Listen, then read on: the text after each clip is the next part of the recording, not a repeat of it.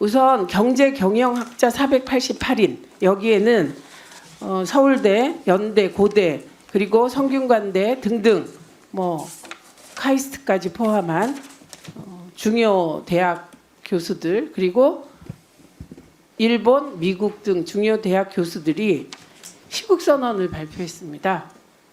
이분들의 얘기는 윤석열 탄핵이 경제 안정의 출발점이다. 빨리 탄핵 절차를 진행해야 된다는 요지입니다. 이게 본질적으로 지금 이 상황은 한덕수 총리가 권한대행이 된 게 민주당이 권한대행하라고 했습니까? 윤석열 대통령이 비상계엄했고 그리고 그에 따라 국회가 탄핵을 했는데 민주당은 171석밖에 안 됩니다. 근데 200석을 만들어 준 것은 국민의 힘 내의 합리적인 분들이십니다. 탄핵된 거예요. 본인이 자초한 것입니다. 이걸 갖고 딴소리 하시면 안 돼요. 그 다음에 띄우십시오. 미 국무부 입장이 나왔습니다. 한덕수 대행 탄핵 소추와 관련된 질문을 받고 한국 국민의 민주적 회복력을 믿는다. 한국 국민을 지지한다. 한미동맹은 끄떡없다. 이런 입장 나왔고요. 또 헌법학자들이 입장을 냈습니다. 권한대행은 국회 선출 헌법재판관 임명을 해라. 이건 헌법적 의무다. 이런 입장이 나왔다는 점 말씀드리고요. 그 가짜뉴스 띄우세요. 누가 가짜뉴스를 하는지 제가 지난번에 시간이 없어서 조목조목 못 말씀드렸는데요. 여기 보십시오. 지금 그 대통령께서 하신 가짜뉴스가 한두 개가 아닙니다. 그런데 간첩법 한번 볼까요? 헌법의 간첩죄 조항을 수정하려고 뭐 어떻게 한다 이건데요. 간첩죄에 대한 형법 개정안은 여야가 합의해서 지금 법사위에 계류돼 있습니다. 그리고 국가보안법을 폐지하려고 한다고요? 22대 국회에서 누구도 국가보안법 폐지 법안을 낸 일이 없습니다. 이해가 안 되는 일이고 그 다음에 간첩죄가 없으면 외국인의 간첩 행위를 처벌 못한다? 군사기밀보호법으로 처벌이 현재 가능합니다. 그래서 이준석 의원이 대통령의 가짜뉴스에 대해서 어떻게 할 거냐? 방심을 보고 심의해라 이렇게 얘기했던 사안이죠. 예, 이 부분을 분명히 말씀드립니다. 그리고 지금 이 상황에서 이해할 수 없는 것 말씀드리겠습니다. 한 총리 대행은 거부권은 행사하면서 헌재 재판관 임명은 거부하는 모순. 이진숙 탄핵된 이진숙 때 이진숙이 6명으로도 본인의 탄핵 심리를 빨리 해달라고 가처분 신청 냈습니다. 이 결과 어떻게 됐습니까? 김태규 대행. 헌재가 어떻게 했죠? 그 가처분을? 가처분 받아줬죠. 네, 인용해서 이진숙 재판 때 6명이 심리도 하고 변론도 했습니다. 그런데 뭐라고 주장합니까? 지금 국민의힘이 6명으로 대통령 탄핵안을 심리하거나 변론하는 게 안 된다고 얘기합니다. 이게 무슨 일입니까? 이게 이진숙 다르고 윤석열 다르다는 겁니까? 탄핵은 똑같은데 이런 말도 안 되는 일이 벌어졌습니다. 그래서 이것을 명확하게 해주는 영상 보겠습니다. 이 사안이 어떤 사안인지. 왜 소리가 안 나옵니까? 비상계엄이라니. 처음에 가짜뉴스인 줄 알았어요. 예. 아니면 무슨 TV에서 무슨 영화 해주나? 뭐 이런. 사실 그것은 비상계엄을 가장한 친위 쿠데타요. 나라의 주인인 국민을 향한 반란이었습니다.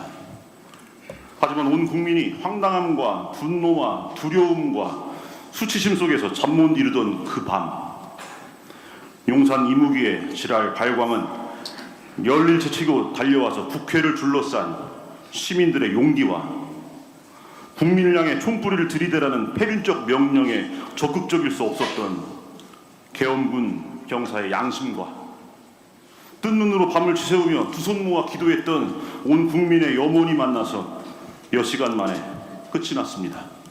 이제 묵시록에서 말하는 여인의 나머지 후손들, 곧 하느님의 계명을 지키고 예수님의 증언을 간직하고 있는 이들인 우리가 앞장서서 참된 민주주의를 염원하는 온 국민과 함께 용산의 이무기, 대국민 반란 수괴 윤석열과 그를 따르는 욕도의 무리를 본좌에서 끌어내려 그들을 위해 마련된 자리, 바로 그래도 하루 세끼 잘 먹여주는 감옥으로 내려보내야 합니다. 네, 여기까지. 여기서 나온 뭐 과격한 발언은 뭐 저는 그 단어가 적절하다고 생각하지는 않습니다만 아주 적절한 강연이셨습니다. 김대건 신부님의 후손 신부님이십니다. 그다음에 메릴 스트립 영상 트세요. Performance this year that stunned me. It sank its hooks in my heart. Not because it was good. There was nothing good about it. But it was effective and it did its job. It made its intended audience laugh and show their teeth. It was that moment when the person asking to sit in the most respected seat in our country imitated a disabled reporter, someone he outranked in privilege, power, and the capacity to fight back. It kind of broke my heart when I saw it, and I still can't get it out of my head because it wasn't in a movie. It was real life. And this instinct to humiliate, when it's modeled by someone in the public platform, by someone powerful, it filters down into everybody's life because it kind of gives permission for other people to do the same thing. Disrespect invites disrespect. Violence incites violence. When the powerful use their position to bully others, we all lose. Okay, go up with that thing. Okay, this brings me to the press. We need the principled press to hold power to account, to call them on the carpet for every outrage. That's why our founders enshrined the press and its freedoms in our Constitution. So I only ask the famously well-heeled Hollywood foreign press and all of us in our community to join me in supporting the committee to protect journalists, because we're going to need them going forward, and they'll need us to safeguard the truth. One more thing. 예, 저 1분. 이번 비상계엄 과정에서 내란 과정에서 우리 언론과 젊은 기자들이 보여주신 용기에 대해서 경의를 표합니다. 그게 언론의 바른 자세라고 생각합니다. 지금까지 윤석열 대통령은 25개 법안에 대해서 거부권을 행사했습니다. 거부권은 대통령의 헌법적 권한입니다. 탄핵 또한 국회의 헌법적 권한입니다. 윤석열 대통령이 거부한 마지막 법안은 11월 26일 김건희 특검법을 거부한 것입니다. 저는 외국 기자에게 이런 질문을 받았습니다. 정말 윤석열은 김건희를 너무 사랑해서 계엄을 일으켰나요? 정말 부끄럽고 창피했습니다. 이 상황이 빨리 종식되는 길은 빨리 헌법재판소가 윤석열 탄핵 재판을 진행하고 내란 범죄자들에 대하여 철퇴를 가하는 것 외에는 없다는 점을 말씀드리겠습니다. 자, 여러분들은 지금까지 이런 뉴스들을 보게 되면 어떤 생각이 드셨나요? 제가 항상 여러분들께 뉴스만 평소에 잘 챙겨보셔도 돈이 된다, 돈을 벌 수 있다라고 말씀을 드렸는데요. 그 이유가 뭐냐 하면 제가 지난 7월부터 여러분들께 뭐라고 말씀을 드렸죠? 지금은 코로나 2차 유행에 대한 관심이 높아졌기 때문에 우리는 급등 가능성이 높은 코로나 관련 백신 테마주에 주목을 해야 한다. 단순히 뉴스만 보고 끝내지 마시고 이걸 투자 쪽으로도 한번 생각해 보셔야 한다라고 말씀을 드렸었습니다. 그리고 나서 이런 썸네일들 뉴스를 통해서 많이 보셨을 텐데요. 이런 코로나가 재차 이슈가 됐을 때 여기서 정보에 민감한 부자들은 코로나 관련 백신주엔 뭐가 있는지, 그 중에서 어떤 종목이 나에게 큰 돈을 벌어다 줄 수 있는지를 남들보다 한 발 앞서 생각하고 있었습니다. 왜냐하면 부자들이 봤을 때는 이슈가 곧 돈으로 이어진다는 걸 잘 알고 있고 이런 이슈들이 나에게 큰 돈을 안겨준다는 경험적 확신이 있기 때문에 부자들은 항상 이런 사회적 이슈들을 꾸준히 관심 갖고 챙겨본다라고 말씀을 드렸던 건데요.